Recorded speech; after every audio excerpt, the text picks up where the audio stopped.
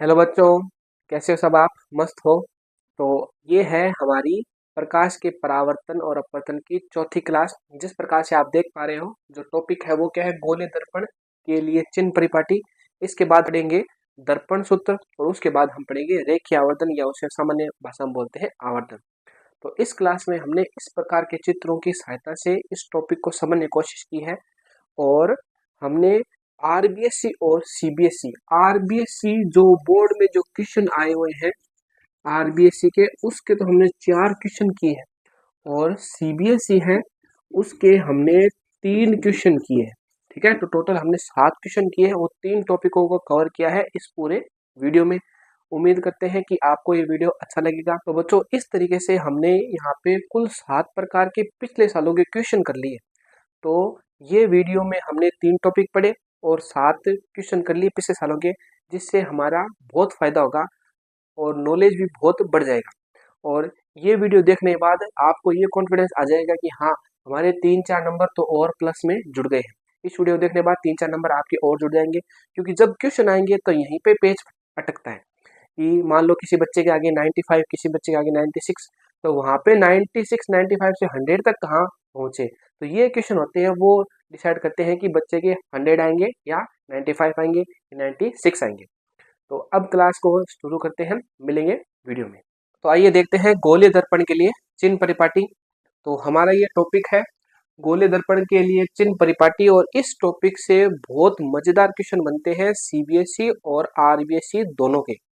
तो एक बहुत ही साधारण सी प्रक्रिया है, इस प्रक्रिया को समझ लोगे तो जो भी क्वेश्चन आएंगे, जैसे बिंब दूरी दे दे, जिसमें प्रतिबिंब दूरी दे दे, फोकस दूरी पूछ ले, तो उस प्रकार के जो क्वेश्चन आएंगे उन सारे क्वेश्चनों को आप इस क्लास को देखने के बाद आसानी से कर पाओगे। ठीक है, तो सबसे पहले हम देखते हैं जिस प्रकार से हमने यहाँ पे अवतल दर्पण बना रखा है और ये है उत्तल दर्पण।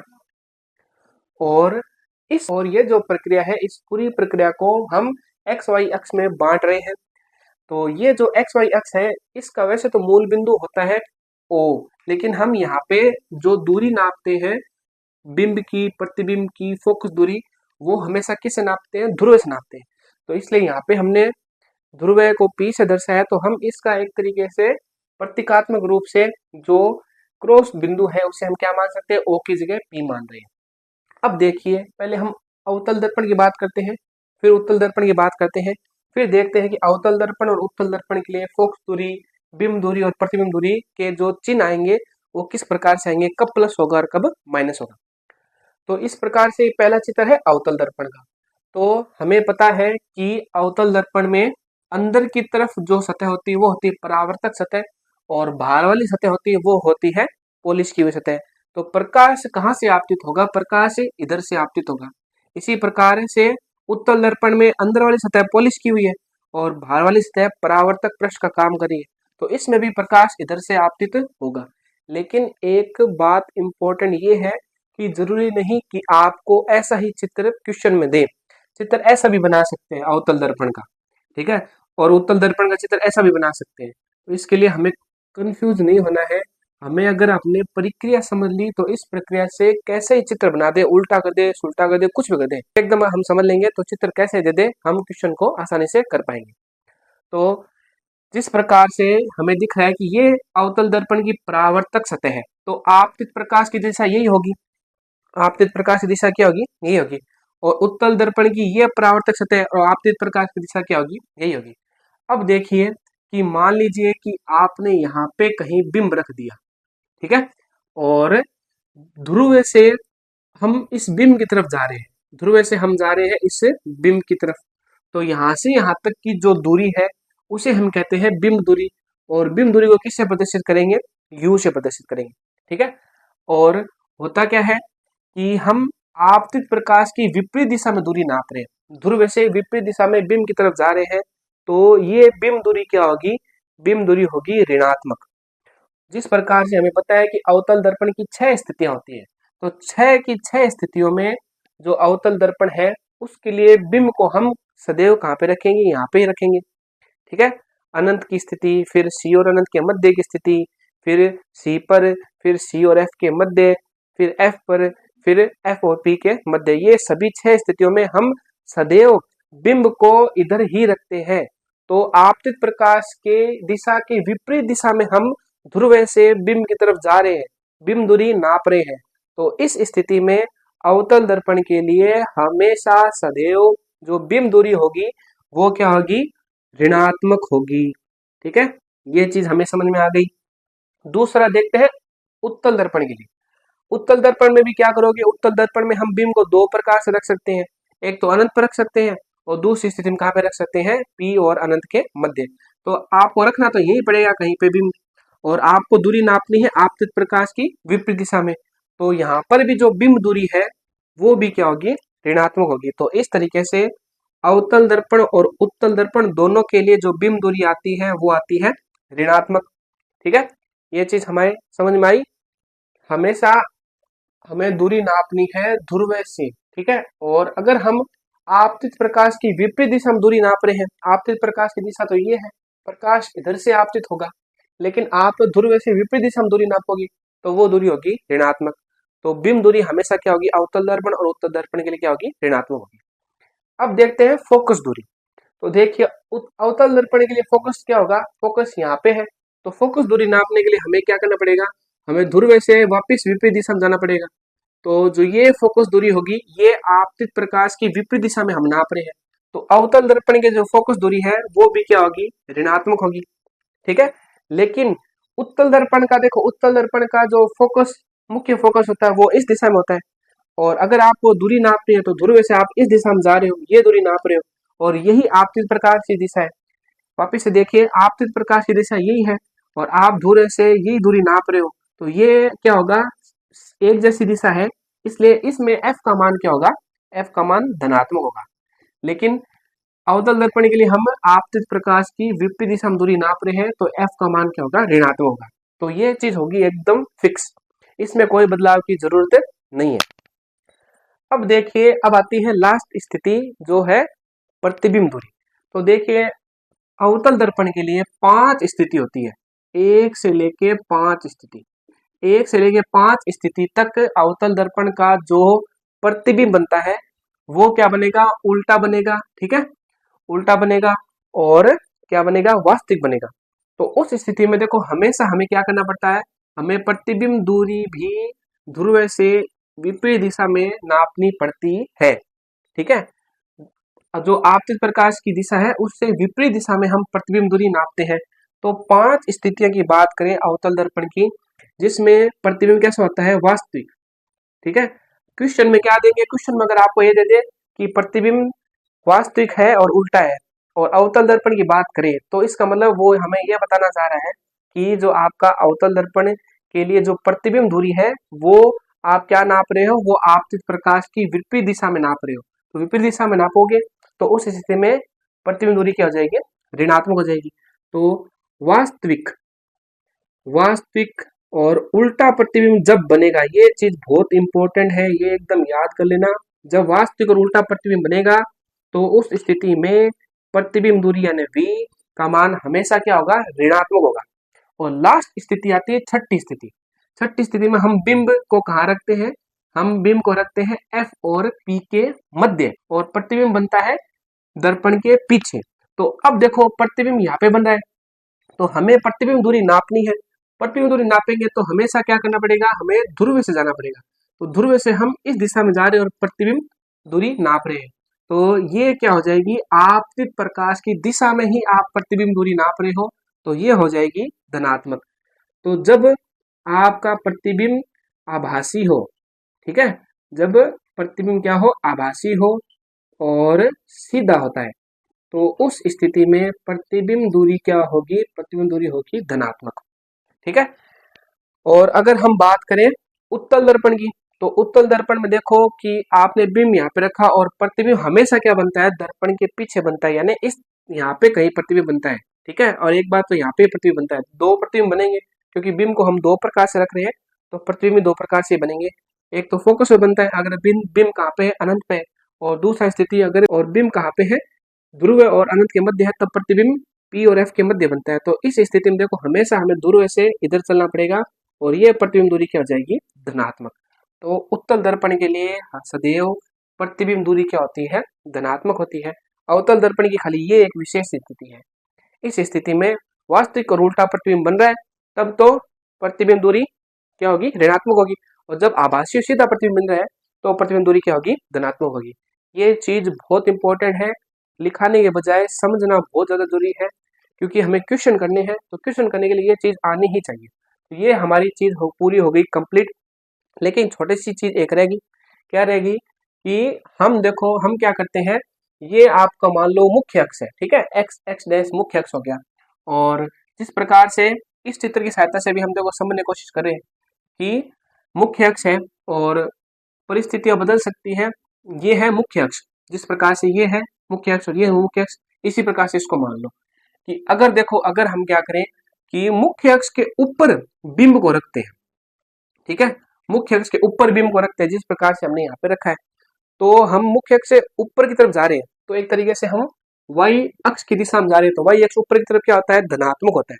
तो उस स्थिति में बिंब की ऊंचाई, हमें बिंब की ऊंचाई देता है क्वेश्चन में, इसलिए बता रहे हैं बिंब की ऊंचाई। तो इस स्थिति में जो बिंब की ऊंचाई होगी वो क्या होगी, धनात्मक होगी।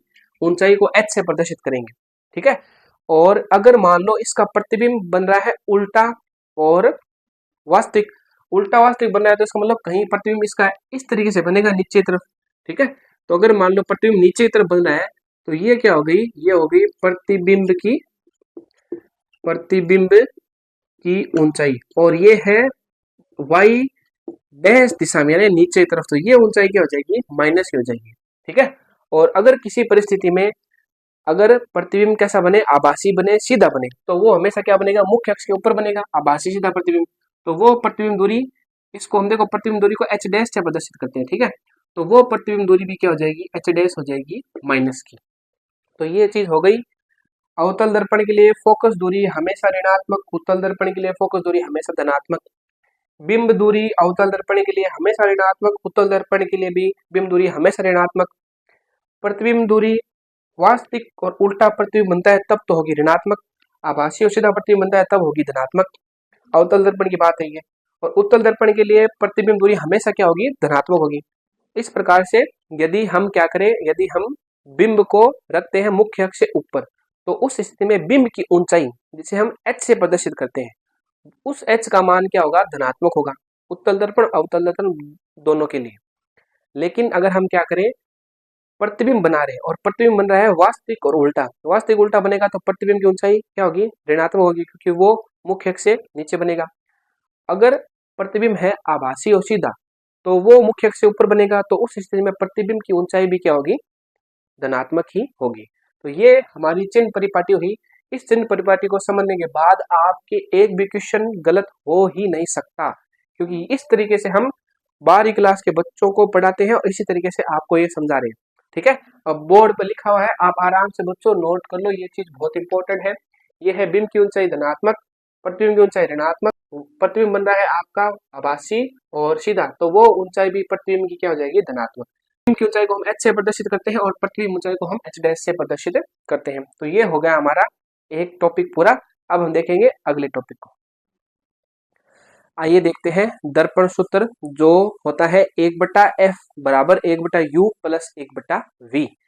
तो दर्पण सूत्र निकालते कैसे हैं, उसके लिए हम एक उदाहरण की सहायता ले रहे हैं। जिस प्रकार से आप देख पा रहे हो कि यहाँ पे एक अवतल दर्पण है, ठीक है, और हम बिंब की स्थिति ले रहे हैं अनंत और सी के मध्य, यानी वस्तु, जो वस्तु है या इसे हम बिंब भी कह सकते हैं। वस्तु कहाँ पे है, अनंत और सी के मध्य वस्तु है। और इसका प्रतिबिंब कहाँ पे बनता है, इसका प्रतिबिंब सदैव बनता है सी और एफ के मध्य, और उल्टा बनता है, और कैसा बनता है, वास्तविक बनता है। तो अब देखिए कि हमें जैसा पता है कि हम हमेशा दूरी किससे नापते हैं, ध्रुव से दूरी नापते हैं। तो अगर हम बिंब की दूरी नापे तो हमें कैसे चलना पड़ेगा, हमें ये दूरी नापनी पड़ेगी, यहाँ से लेके यहाँ तक की ये दूरी होगी बिंब दूरी, और प्रतिबिंब यहाँ पे बन रहा है, तो ये हो गई प्रतिबिंब दूरी, और ये है फोकस, और ये है ध्रुव, और ये हो गई फोकस दूरी। तो वह सूत्र जो दर्पण के लिए है और बताता क्या है, प्रतिबिंब दूरी यानी V, बिंब दूरी यानी U और फोकस दूरी यानी F। तो प्रतिबिंब दूरी, बिंब दूरी और फोकस दूरी में संबंध बताने वाले सूत्र को ही हम दर्पण सूत्र बोलते हैं। ये जो सूत्र होता है वो क्या होता है? वो होता है 1/U प्लस 1/V बराबर 1/F। ये है दर्पण सूत्र और इस सूत्र से हमेशा क्वेश्चन बनने की संभावना पूरी रहती है और ये हमें करना है याद। ठीक है, तो अगर हम नॉर्मल सी परिभाषा देने की बात करें तब सीधे हम ये कह सकते हैं कि दर्पण के लिए बिंब दूरी, प्रतिबिंब दूरी और फोकस दूरी के मध्य जो सूत्र बनता है या जो संबंध आता है उसे हम कहते हैं दर्पण सूत्र। और यहाँ पे देखिए, यहाँ पे F क्या है? F है यहाँ पे फोकस दूरी, फोकस दूरी। और U क्या है? U है दर्पण के ध्रुव से बिंब के मध्य की दूरी यानी बिंब दूरी। ठीक है, जिसे हम बिंब दूरी भी बोलते हैं। और V क्या है? V है दर्पण से प्रतिबिंब के मध्य की दूरी, जिसे हम प्रतिबिंब दूरी भी कहते हैं। ये तो इस प्रकार से हमने देख लिया कि दर्पण सूत्र क्या है, 1/V बराबर 1/U प्लस 1/F। अब जब हमारे पास सवाल आएगा तब उस स्थिति में हमें इनके चिन्ह के साथ में इनका मान उस सवाल में रखना पड़ेगा और उस हिसाब से आंसर निकालना पड़ेगा। अब देखते हैं हम अंतिम टॉपिक जो है रेखीय आवर्धन या उसे हम बोलते हैं आवर्धन।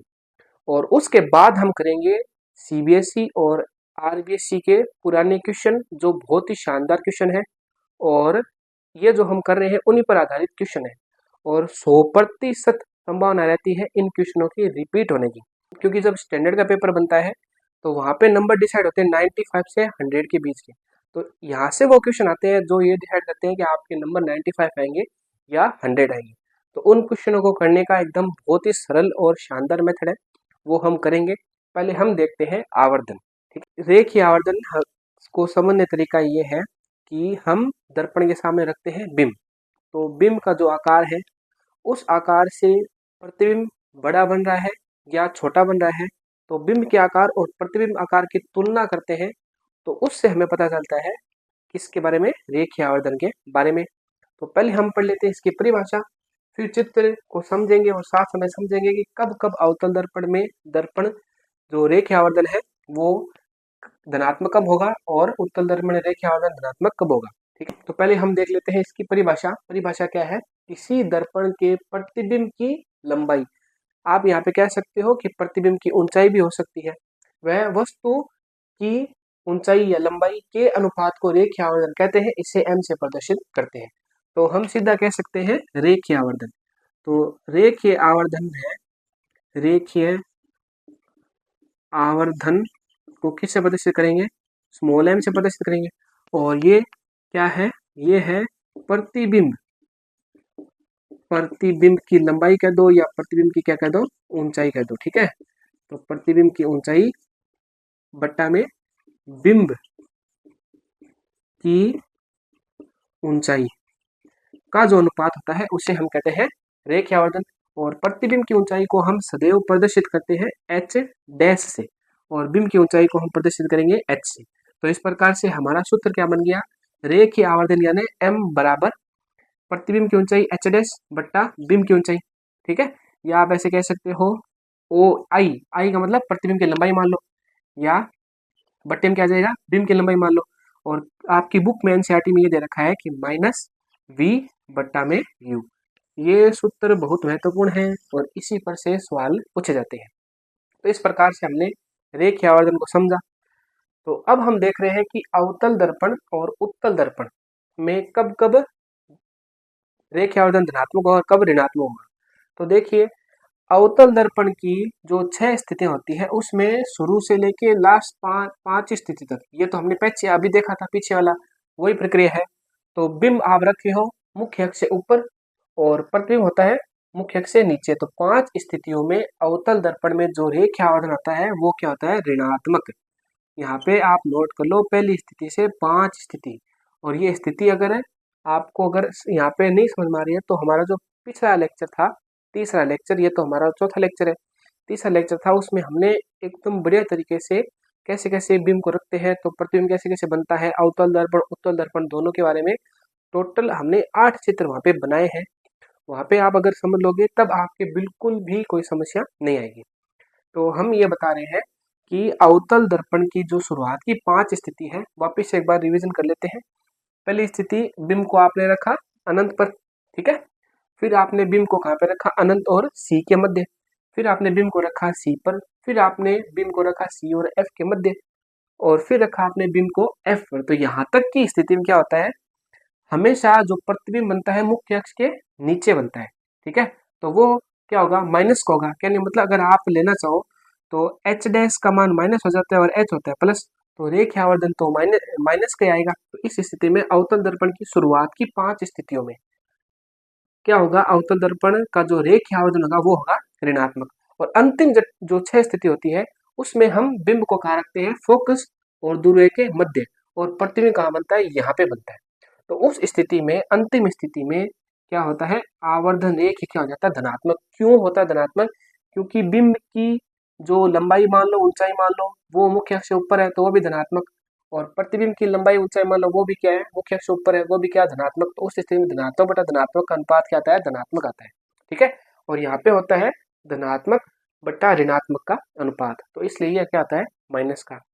और अवतल दर्पण में हमेशा बिंब तो होता है धनात्मक ही होता है और प्रतिबिंब भी क्या होता है, धनात्मक। तो इस स्थिति में अवतल दर्पण में जो रेखा आवर्धन होता है यानी एम का मान, आप यहाँ पे कह सकते हो रेखा आवर्धन यानी एम, वो क्या होता है, हर परिस्थिति में क्या होता है, धनात्मक होता है। अब एक बहुत मजेदार चीज ये है कि जब क्वेश्चन में दे दे कि रेखा आवर्धन है माइनस का, ठीक है, रेखा आवर्धन क्या, माइनस का, या फिर क्वेश्चन की लैंग्वेज ऐसी होती है कि हम उसे पढ़ते तो हमारे समझ में आ जाता है, अच्छा दर्पण में बिंब को कहाँ रखा गया और प्रतिबिंब कहाँ बन रहा है। तो अगर कहीं पे आ जाए माइनस तो हम कैसे पहचानेंगे, माइनस का आ जाए मान लो रेखा आवर्धन, यदि एम का मान क्या है, माइनस का है यानी ऋणात्मक है, तो उस स्थिति में एकदम सही 100% संभावना ये है, और यही होती है क्या, वो बिंब जो प्रतिबिंब बनता है वो प्रतिबिंब बनता है वास्तविक, ठीक है। वास्तविक बनता है और वास्तविक बनेगा वो उल्टा तो होगा ही, उल्टा होगा तभी आवर्धन का मान क्या है, ऋणात्मक है। और जब कभी आवर्धन का मान आता है धनात्मक, ठीक है, यहाँ पे अगर नहीं दिख रहा है तो हम यहाँ पे लिख देते हैं, माइनस वाला तो हमने यहाँ पे लिख दिया और प्लस वाला यहाँ पे लिख रहे हैं। जब कभी आवर्धन का मान आता है धनात्मक तो इसका मतलब बिंब कैसा है, बिंब है आभासी, आभासी बिंब है। और सीधा बिंब है यानी सॉरी सॉरी जो प्रतिबिंब है वो कैसा है, आभासी है, और प्रतिबिंब कैसा है, सीधा है। तो उस स्थिति में पहचानने का तरीका ये है कि अगर आवर्धन का मान ऋणात्मक है तो प्रतिबिंब कैसा है, उल्टा है, वास्तविक है। और यानी रेखा आवर्धन क्या है, धनात्मक। तो उस स्थिति में प्रतिबिंब कैसा बनेगा, आभासी बनेगा और सीधा बनेगा। तो ये परिस्थितियां हुई, हमने देखा रेखा आवर्धन इस प्रकार से हम समझ सकते हैं, ठीक है। अब हम देखते हैं कि रेखा आवर्धन का मान 1 से कम कब होगा, ज्यादा कब होगा, या 1 के बराबर कब होगा। देखिए आवर्धन का मान 1 से छोटा कब होता है, जब होता है जब बिंब तो बड़ा हो और प्रतिबिंब क्या हो, छोटा। कहने का मतलब है, देखिए आवर्धन का जो सूत्र है वो होता है एच डैश बट्टा एच। अगर नीचे वाली राशि बड़ी है, ऊपर वाली राशि छोटी है, तो एम का मान स्वाभाविक रूप से एम का मान छोटा होगा। और m का मान 1 कब होगा, जब ऊपर वाली राशि और नीचे वाली राशि क्या होगी, बराबर होगी। और m का मान 1 से कम कब होगा, जब नीचे वाली राशि छोटी हो और ऊपर वाली राशि क्या हो, बड़ी हो। तो उस स्थिति में m का मान, आवर्धन का मान 1 से बड़ा होगा। अब आप बताइए कि अवतल दर्पण में कब कब ऐसी स्थिति बनती है, ठीक है, एक बार हम समझते हैं। तो देखिए शुरुआत में क्या आता है, अवतल दर्पण ये इस तरीके से बना रहे एक बार के लिए, जब आप अनंत पर रखते हो बिंब को, ठीक है, अनंत बिंब रखोगे तो प्रतिबिंब कहाँ बनेगा, फोकस पर बनेगा। तो उस स्थिति में ये स्थिति होगी, यानी नीचे वाली राशि तो बड़ी होगी, ऊपर वाली राशि क्या होगी, छोटी होगी। और दूसरी स्थिति क्या होगी, अनंत और सी के मध्य। यहाँ तक तो ये दोनों रूल लागू होंगे अवतल दर्पण में, ठीक है। अवतल दर्पण की बात कर रहे हैं, अवतल दर्पण में पहला और दूसरे प्रकार का चित्र है, बिंब जहाँ पे हम रखते हैं, पहली स्थिति में तो अनंत रखते हैं, दूसरी स्थिति में कहाँ रखते हैं, अनंत और सी के मध्य। तो वहां पे प्रतिबिंब की ये स्थिति होगी, आवर्धन रेखीय होगा 1 से छोटा। जैसे ही आप आ जाते हो तीसरी स्थिति में, तीसरी स्थिति क्या होती है, आप बिंब को रखते हो वक्रता केंद्र पर, तो प्रतिबिंब भी वक्रता केंद्र में बनता है। तो बिंब और प्रतिबिंब दोनों का आकार, ऊंचाई क्या होगी, बराबर होगी। और आती है कौन सी स्थिति, आती है स्थिति नंबर, आती है 4, 5 और 6 6 स्थिति 4 5 6 स्थिति में ये होता है अवतल दर्पण के लिए। चौथी स्थिति कौन सी है? जब हम बिंब को कहाँ रखते हैं? वक्रता के अंदर और F के मध्य रखते हैं, तब प्रतिबिंब बड़ा बनता है और C से परे बनता है। हम बिंब को रखते हैं फोकस पर, तब प्रतिबिंब अनंत पर बनता है और बहुत बड़ा बनता है। और छठी स्थिति है जब हम बिंब को रखते हैं अवतल दर्पण के लिए, कहाँ पे रखते हैं? ध्रुव और फोकस के मध्य, तब प्रतिबिंब कैसा बनता है? आभासी और सीधा और बिंब से बड़ा बनता है। तो ये स्थिति है किसके लिए? अवतल दर्पण के लिए। और उत्तल दर्पण में क्या होता है? उत्तल दर्पण में तो भाई उत्तल दर्पण में पहली और दूसरी स्थिति दोनों ही क्या होती है? दोनों ही इस नियम को क्या करती है? फॉलो करती है, इस नियम को निभाती है, मानती है कि हमेशा उत्तल दर्पण में क्या होगा? आप बिंब तो हमेशा बड़ा होगा और प्रतिबिंब क्या होगा? छोटा होगा। तो इस स्थिति में ये वाली राशि बड़ी होगी और ये वाली राशि छोटी होगी। उत्तल दर्पण में पहली और दूसरी स्थिति, एक तो आप बिंब रखते हो अनंत पर और दूसरा आप बिंब रखते हो अनंत और ध्रुव के मध्य। तो दोनों स्थिति में बिंब तो हमेशा बड़ा होगा, प्रतिबिंब क्या होगा? छोटा। तो उस स्थिति में रेखीय आवर्धन हमेशा 1 से छोटा आएगा। अवतल दर्पण में ये तीनों स्थिति हो सकती है। अवतल दर्पण में पहली दूसरी स्थिति में रेखीय आवर्धन 1 से छोटा, तीसरी स्थिति में रेखीय आवर्धन 1 के बराबर और चौथी पांचवी छठी स्थिति में रेखीय आवर्धन 1 से बड़ा। लेकिन उत्तल दर्पण में पहली और दूसरी स्थिति दो स्थिति बनती है और दोनों स्थितियों में रेखीय आवर्धन 1 से छोटा होगा। ये चीज हमने पढ़ ली, हमने दर्पण सूत्र देख लिया, हमने रेखीय आवर्धन के बारे में पढ़ लिया, ठीक है, जिसे हम एम से प्रदर्शित कर ले, एम से प्रदर्शित करते हैं। उससे पहले हमने देखा था कि किस प्रकार से चिन्ह परिपाटी है, कब धनात्मक होगा दूरी का मान, कब ऋणात्मक होगा, वो चीज हमने देख ली। अब इन सभी चीजों को मिला के अब हम करेंगे क्वेश्चन। देखते हैं आरबीएससी के क्वेश्चन। थोड़ी सी लाइट की प्रॉब्लम है इसलिए हम आपसे माफी चाहते हैं, लेकिन अगर हम ईमानदारी से मन लगा के पढ़ेंगे तो सभी क्वेश्चन एकदम बढ़िया तरीके से हम आसानी से सोल्व कर पाएंगे। तो सबसे पहले आरबीएससी क्वेश्चन था, ये क्या क्वेश्चन है? किसी बिंब को 16 सेंटीमीटर फोकस दूरी के अवतल दर्पण से 24 सेंटीमीटर की दूरी पर रखा है और दर्पण से कितनी दूरी पर पर्दे को रखा जाए कि स्पष्ट प्रतिबिंब प्राप्त हो। तो इसमें हमें प्रतिबिंब दूरी पूछी है तरीके से। फिजिक्स के जो क्वेश्चन होते हैं, भौतिक विज्ञान के जो क्वेश्चन होते हैं, वो उसको समझना थोड़ा सा कठिन है, लेकिन समझ में आने के बाद हमारे पास अगर सूत्र याद है हमें, तब हम उसको सूत्र में लगाएंगे और हमारा आंसर आ जाएगा, ठीक है। लेकिन हम पहले करते हैं ये क्वेश्चन। देखिए बहुत आसान सा है। प्रतिबिंब की ऊंचाई यानी एच डैश और बिंब की ऊंचाई एच का अनुपात गोलीय दर्पण का क्या कहलाता है? अभी हमने टॉपिक देखा था कि प्रतिबिंब की ऊंचाई और बिंब की ऊंचाई का अनुपात क्या कहलाता है? गोलीय दर्पण कहलाता है आवर्धन। तो हम यहाँ पे क्या लिखेंगे? हम यहाँ पे लिख देंगे आवर्धन। आवर्धन वाला टॉपिक हमने देख किया था और देखिए ऐसा क्वेश्चन आता है आरबीएससी में, आसानी क्वेश्चन है। अब इस क्वेश्चन को हम मिटा रहे हैं और ऊपर वाला क्वेश्चन कर रहे हैं। तो क्वेश्चन का वापिस पढ़ते हैं। क्वेश्चन ये कह रहा है किसी बिंब को 16 सेंटीमीटर फोकस दूरी के अवतल दर्पण से, तो एक चीज हमें यहाँ पे मिल गई, फोकस दूरी, ठीक है। अवतल दर्पण की फोकस दूरी कितनी है? 16 सेंटीमीटर है और अवतल दर्पण की फोकस दूरी क्या होती है? माइनस में होती है, अभी हमने देखा था। तो यहाँ पे हम क्या लगाएंगे? माइनस का चिन्ह लगा देंगे। अब देखिए वापिस से, किसी बिंब को 16 सेंटीमीटर फोकस दूरी के अवतल दर्पण से 24 सेंटीमीटर की दूरी पर रखा है। तो एक तरीके से हमें यहाँ पे क्या दी दी? बिंब दूरी। और बिंब दूरी को हम किससे प्रदर्शित करते हैं? U से प्रदर्शित करते हैं। और बिंब दूरी भी अवतल दर्पण के लिए क्या होती है? माइनस की होती है, इसलिए हमें यहाँ पे माइनस का चिन्ह लगाना पड़ेगा। अब देखिए क्या दे रखा है, दर्पण से कितनी दूरी पर पर्दे को रखें। अब पर्दे का मतलब ये है कि बिंब को आपने रख दिया और उसका बन रहा है प्रतिबिंब। तो प्रतिबिंब हमें प्राप्त करना है, प्रतिबिंब कहाँ पे प्राप्त करना है? पर्दे पर प्राप्त करना है। तो एक तरीके से हमें प्रतिबिंब दूरी ही पूछ रहा है, ठीक है, को रखा जाए कि स्पष्ट प्रतिबिंब प्राप्त हो। तो एक तरीके से हमें क्या पूछी गई है? प्रतिबिंब दूरी पूछी गई है। और हमारे पास सूत्र क्या है? दर्पण सूत्र है 1/f बराबर 1/u प्लस 1/v। ये सूत्र है हमारे पास और हमें चाहिए v का मान। तो देखिए इसे हम कैसे बदल सकते हैं? 1/v को तो इधर रख सकते हैं और 1/f माइनस 1/u ये हो गया, ठीक है। अगर हम इसका लघुत्तम लें तो देखो लघुत्तम लेने का बहुत आसान तरीका है। आसान तरीका क्या है लघुत्तम लेने का? f गुणा u, f का इसमें भाग जाएगा तो एक तरीके से u बच जाएगा, तो यहाँ पे आ जाएगा u और यहाँ पे माइनस का क्या आ जाएगा f। अब हमें चिन्ह सहित इनका जो मान है u और f का वो यहाँ पे रखना है और हमें आंसर हमारा मिल जाएगा।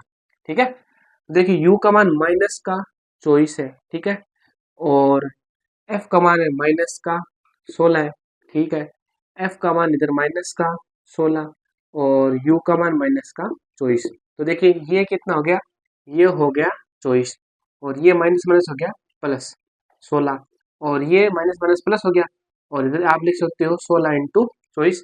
तो देखो अगर इसको हम घटाएंगे तो मान कितना आएगा, मान आएगा माइनस का 8 बट्टे 16 यानी 24। ठीक है, अगर हम 8 से काटे तो एक अट्ठा अट्ठा और 24 कितनी बार जाएगा, 3 बार जाएगा।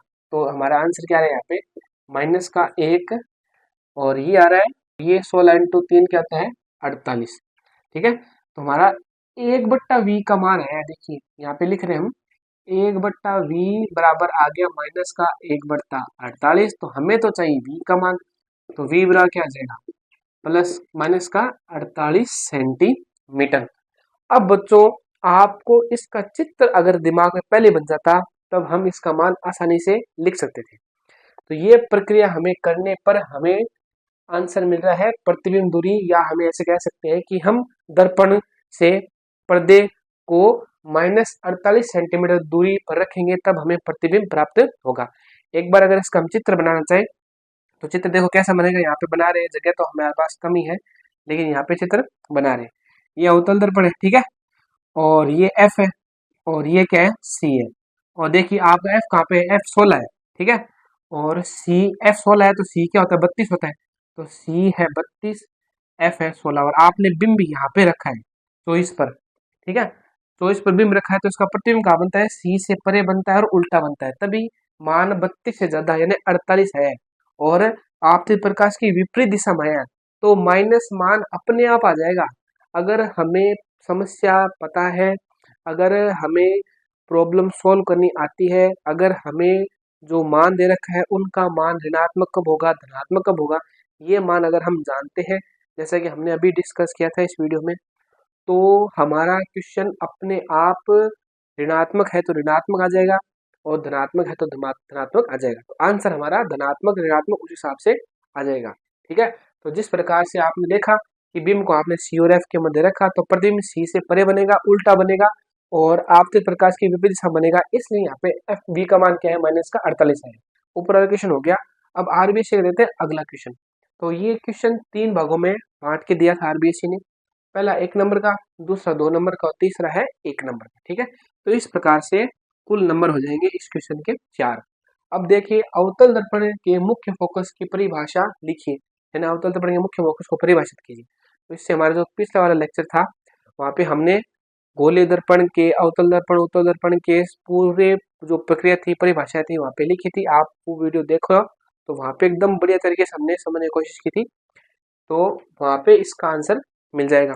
ठीक है, और अगर हम बोलने की बात करें तो सीधी सीधी आप लिख सकते हो कि अवतल दर्पण में मुख्य अक्ष के समांतर आपतित होने वाले प्रकाश से किरण परावर्तन के पश्चात जिस बिंदु से होकर गुजरती है और वो बिंदु मुख्य अक्ष पर होता है तो उस बिंदु को हम कहते हैं मुख्य फोकस। ठीक है, अब देखते हैं सी।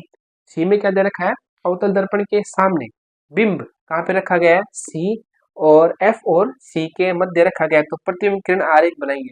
ये वाला ये चित्र देखो, ठीक है ना, आरबीएससी देखो एक तरीके से यहाँ पे क्वेश्चन पूछ लिया और यहाँ पे एक तरीके से अलग तरीके से वापस पूछ लिया, मतलब चित्र आपको आना ही चाहिए, चित्र आना चाहिए और सूत्र का पता होना चाहिए और कब मान धनात्मक होगा कब ऋणात्मक होगा, तो आपको क्वेश्चन कभी गलत नहीं हो सकता। तो इस प्रकार से ये चित्र अभी हमने बनाया था, ये ऐसे बनेगा। प्रतिबिंब कहाँ बनेगा, अगर आप बिंब रखोगे सी और एफ के मध्य अवतल दर्पण के लिए तो प्रतिबिंब बनेगा सी से परे और प्रतिबिंब बनेगा बिंब से बड़ा, उल्टा और वास्तविक। अब हम देखते हैं इस क्वेश्चन का बी वाला पार्ट। ठीक है, तो उसके लिए हम थोड़ी सी बना रहे हैं यहाँ पे जगह। बिंब का साइज है 4 सेंटीमीटर, ठीक है, और फोकस दूरी है f बराबर 12 सेंटीमीटर और अवतल दर्पण की बात चल रही है। अब यहाँ पे रुक जाओ, जो जो हमें दे रखा है वो सीधा उतारते हैं, मुख्य अक्ष के ऊपर रखी जाती है तो धनात्मक ही होगी। ठीक है, और फोकस दूरी अवतल दर्पण के लिए है तो फोकस दूरी अवतल दर्पण के लिए होती है माइनस की, ये हो जाएगी 12 सेंटीमीटर अब आगे देखो क्या दे रखा है, अवतल दर्पण से बिंब 18 सेंटीमीटर दर्पण से कितनी दूरी पर किसी, यहाँ पे लिखना भूल गए थे हम, आप यहाँ पे लिखना भूल गए थे पर्दे, ठीक है, किसी पर्दे को रखा जाए कि स्पष्ट प्रतिबिंब प्राप्त हो। तो यहाँ पे हमें बिंब दूरी भी दे रखी है, और बिंब दूरी होगी कितनी, 18 होगी। अब एक बार आपको अपने मन से ईमानदारी से क्या करना है, इसका चित्र बनाना है दिमाग में, ठीक है। तो हम बनाते हैं, देखो ये ऐसी स्थिति अवतल दर्पण की है अवतल दर्पण की स्थिति, थोड़ा सा बड़ा बना लेते हैं, कोई बात नहीं। ये हो गया अवतल दर्पण, ठीक है, फास्ट बनाते हैं दिमाग में, क्योंकि हमें वहां पे क्वेश्चन करने का टाइम नहीं मिलेगा, हमें चित्र शायद ही बनाना पड़े, हमें खाली उसका आंसर देना है। तो ये मान लो एफ है, और ये हो गया सी। अब फोकस 12 है, ठीक है भाई, फोकस 12 है, और यू कितना 18, मतलब ये आपने वापस यहीं पे रख दिया, ठीक है, यहाँ पे आपने रख दिया बिंब को, और ये कितना हो जाएगा, 24 हो जाएगा। तो प्रतिबिंब कहाँ बनेगा, प्रतिबिंब बनेगा सी से परे, उल्टा और वास्तविक, यहाँ पे प्रतिबिंब बनेगा। आगे समझ में, चित्र आने चाहिए, चित्र आएंगे तो आपके जो क्वेश्चन है बच्चों, ईमानदारी से बता रहे हैं, वहीं पे आप दे तो क्वेश्चन वहीं खत्म हो जाएगा, आपको पता चल जाएगा आंसर क्या आएगा, बस आंसर लाना है, ठीक है। तो ये हमारा होगा। आगे देखते हैं, वापिस प्रतिबिंब प्राप्त हो, प्रतिबिंब की प्रकृति और साइज बताना है, तो ये क्वेश्चन आप कर सकते हो। देखिए अभी हमने किया था 1/f बराबर 1/यू प्लस 1/v, यहाँ से हमने v 1/v का मान निकाला था, याद है तो, ठीक है। वो मान अगर नहीं याद है तो याद रख लेना, बहुत महत्वपूर्ण है, मान ये आया था, ठीक है। अब आपको सीधे से मान रखना है, कुछ नहीं करना, 1/v, ठीक है, और u का मान कितना है, माइनस का 18, f है माइनस का 12, और ये है माइनस का 18 इंटू माइनस का 12, चिन्ह समेत रखना है तभी मान आएगा हमारा, ये तो मान गलत आ जाएगा। अब ये देखो माइनस का 18, ठीक है, ये माइनस का 18 हो गया, माइनस माइनस प्लस, प्लस 12, और ये माइनस माइनस हो गया प्लस 18 इंटू 12। देखो एलसीएम निकालेंगे ना तो बहुत बड़ी प्रोसेस हो जाएगी, एलसीएम निकालो उसको समस्या करो, हम वो उस समस्या में नहीं जाते, हम क्या करते हैं जो नीचे दिया हुआ है उसको दोनों को ले लेते हैं साथ में, तो हमारा कैलकुलेशन थोड़ा सा बड़ा होता है लेकिन होता फास्ट है, ठीक है। तो अब देखिए ये क्या आया, ये हमारे पास आ गया माइनस का 6, 6 ही होगा, और ये है 18 गुना 12। अब आप काटो, 6 कम 6, 6 3 18, ये कट गया, तो आंसर क्या आ गया, 1 बट्टा माइनस का 1, और ये हो जाएगा 12×13 = 36। अब हमें तो चाहिए v का मान, और ये है 1/v, तो इसका उल्टा हो जाएगा, हमारे पास आ जाएगा 36 सेंटीमीटर।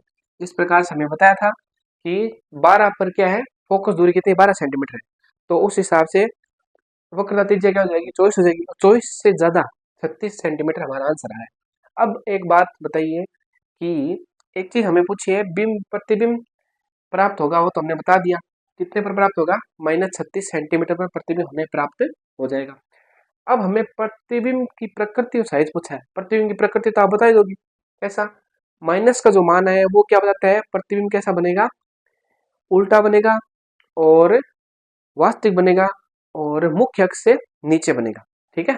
तो ये हो गया, साइज हमें बताना है, साइज बताने के लिए हमें आवर्धन का सूत्र आना चाहिए, ठीक है। तो आवर्धन क्या होता है, एच डैश बट्टा में एच बराबर होता है माइनस का v बट्टा में u।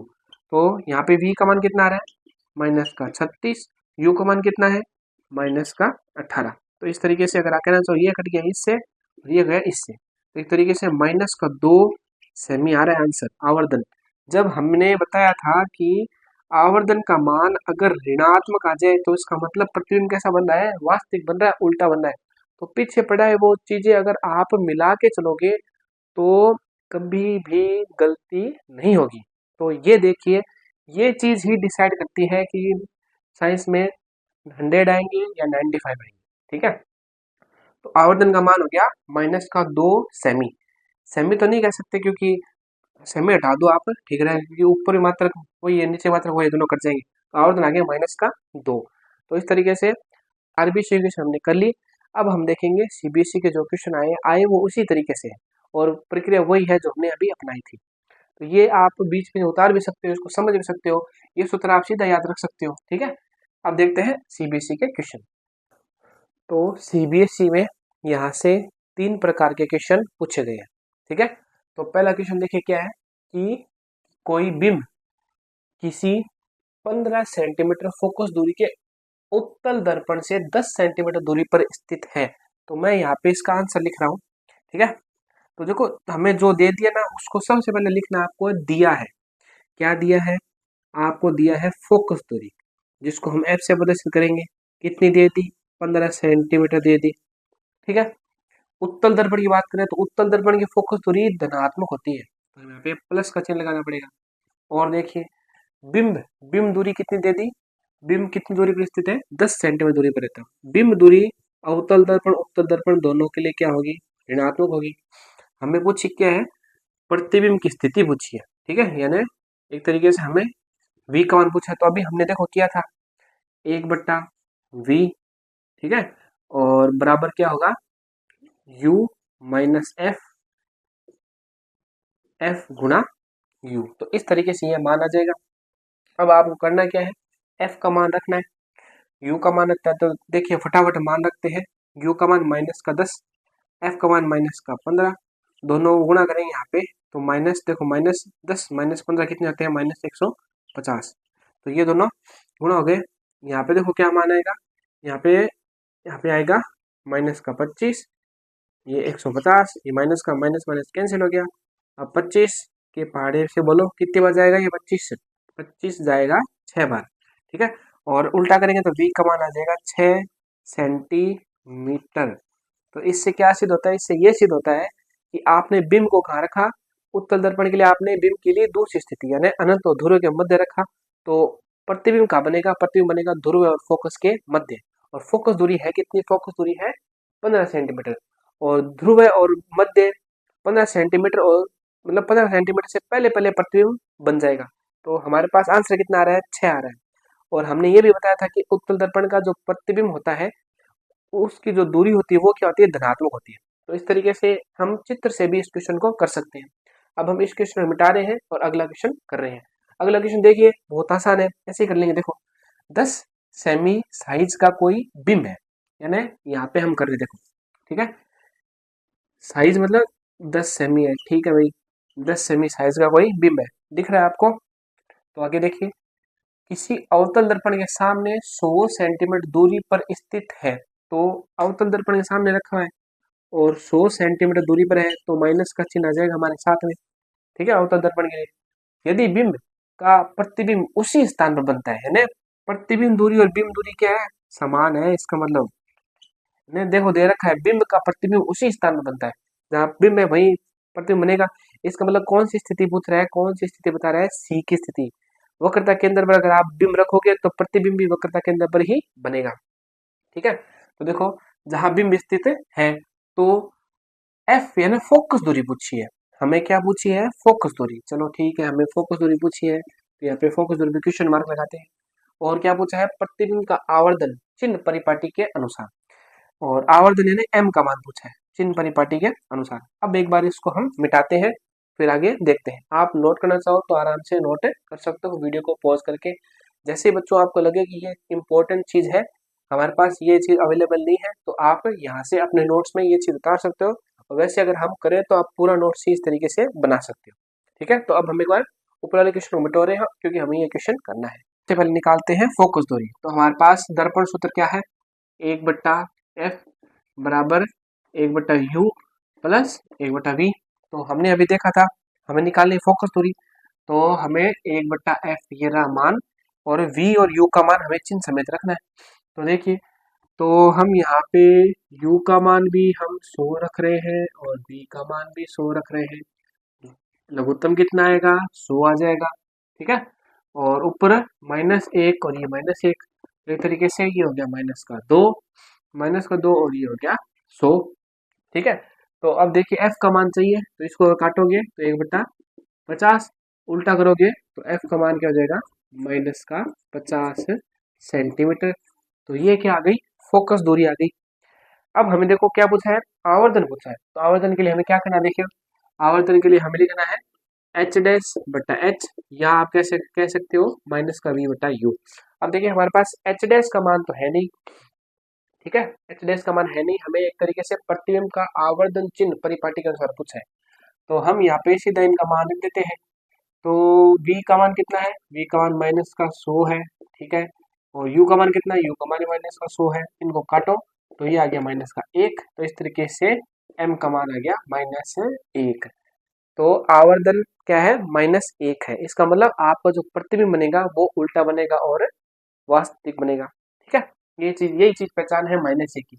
आवर्धन -1 आ जाए तो प्रतिबिंब उल्टा वास्तविक, आवर्धन प्लस में आ जाए तो प्रतिबिंब क्या होगा, सीधा और आभासी। और फोकस दूरी क्या आ जाएगी, -50 सेंटीमीटर। अब हम करते हैं क्लास का अंतिम क्वेश्चन। तो देखिए क्वेश्चन क्या है, क्वेश्चन है कोई छात्र ने 12 सेंटीमीटर फोकस दूरी के किसी अवतल दर्पण का उपयोग करके 3 सेंटीमीटर ऊंचाई के किसी बिंब के प्रतिबिंब को श्वेत पर्दे पर फोकसित किया है।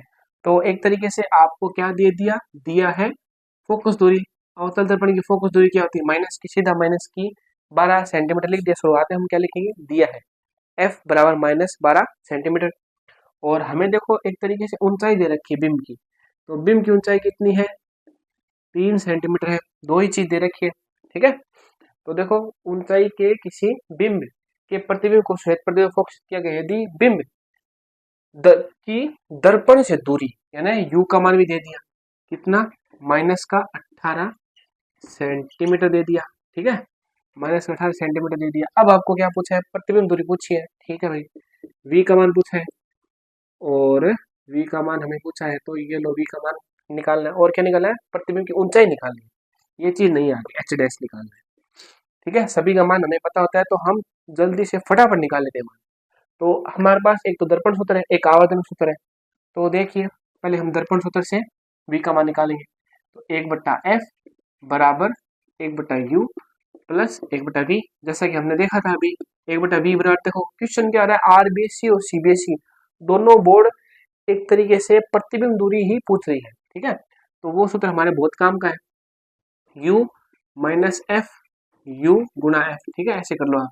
अब आपको सीधा सीधा मान रखना है, u का मान -18 रख दिया, f का मान -12 रख दिया, और f और u वापस नीचे आ जाएंगे, -18 गुना -12। तो देखिए इनको सरल करेंगे, -18 प्लस 12 और ये हो जाएंगे 12 इंटू 18। ऊपर आ जाएगा -6, नीचे आएगा 12 इंटू 18। इसको काटो तो 3 बार जाएगा, तो ये हो गया 12 12 13 36, 36 हो गया। तो माइनस का 1/36 आएगा, ठीक है। एक देखो यहाँ पे क्या होगा, माइनस का 1/36, इसका उल्टा करोगे तब क्या हो जाएगा, -36 हो जाएगा। ये अभी आया था हमारा आंसर, ऐसा कुछ आया था, ठीक है। ये तो हो गई प्रतिबिंब दूरी। अब हमें निकालनी है प्रतिबिंब की ऊंचाई। तो आवर्धन का सूत्र हमारे पास देखो क्या है, आवर्धन बराबर क्या होता है, एच डैश यानी बटा एच, प्रतिबिंब की ऊंचाई बटा बिंब की ऊंचाई बराबर -v/u। तो हमें देखो हमें निकालना है एच डैश। तीन चीजें हमारे पास है, ठीक है, तो एच डैश निकाल सकते हैं। तो देखो एच डैश निकालना है, तो एच डैश बराबर हो जाएगा माइनस का v बट्टा में u गुणा में h। इस h को इधर गुणा कर दो, और ये देखो यहाँ पे ये मान, यहाँ पे हम ये मान चलो यहाँ पे लिख देते हैं, ठीक है। एच डैश बराबर, अब देखो मान रख रहे हैं हम सीधा सीधा। v का मान कितना है, v का मान माइनस का आ गया 36, ठीक है। u का मान कितना है, u का मान माइनस का कितना है 18 है, ये भी ठीक है। h का मान कितना है, h का मान दे रखा है 3 सेंटीमीटर। तो देखो ये ऐसे मान लो माइनस माइनस कैंसिल हो गया, 18 दून कितने होते हैं 36, यानी 18 की टेबल में 36 से कितनी बार आता है, 2 बार। 18 एकटा 18 दून 36, 3 इंटू 2 कितने हो जाएंगे, 6 हो जाएंगे। और यहाँ पे माइनस का चिन्ह है, ठीक है, एक माइनस से माइनस कट गया, माइनस का 2 और गुना 3, तो ये एच डैश कितना हो जाएगा, एच डैश आ जाएगा -6 सेंटीमीटर।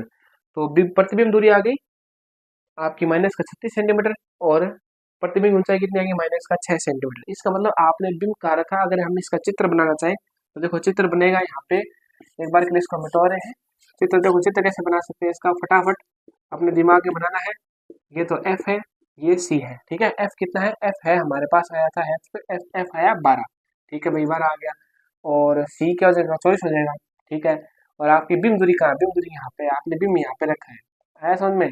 देखो 18 है ना, 18 का मतलब 12 और 24 के बीच में तो आएगा बिंब, बिंब दूरी 18 सेंटीमीटर। प्रतिबिंब का बनेगा सी से परे बनेगा, तो लगभग ये स्थिति 3 बार आ चुकी है हमारे पास, ठीक है। और बड़ा बनेगा। देखो बीम की ऊंचाई तो कितनी है 3 सेंटीमीटर, पृथ्वी की ऊंचाई कितनी है 6 सेंटीमीटर। माइनस क्या बता रहा है, माइनस बता रहा है कि बिंब उल्टा और वास्तविक बनेगा। तो ये लेक्चर हमारा पूरा कंप्लीट हो चुका है। इस तरीके से बच्चों अगर हम पढ़ेंगे तो हमारे बढ़िया नंबर आएंगे। और अब हम मिलेंगे अगले वीडियो में।